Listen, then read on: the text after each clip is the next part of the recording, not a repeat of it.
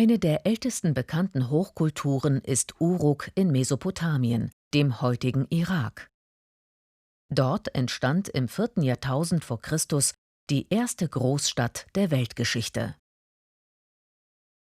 Tempel und Paläste, Handwerkerviertel, Marktplätze und Kasernen verteilten sich auf einer Fläche von 5,5 Quadratkilometern. Bis zu 50.000 Menschen sollen dort gewohnt haben. Wie urbanes Leben funktionieren kann, wurde wohl in Uruk erstmals ausprobiert. In der Megametropole feierte einst die Literatur mit dem Epos um König Gilgamesch ihre Geburtsstunde. Hier entwickelte sich aus Piktogrammen und Symbolen die Keilschrift. Ein ausgeklügeltes Wirtschafts- und Verwaltungssystem brachte der Stadt Wohlstand und Macht.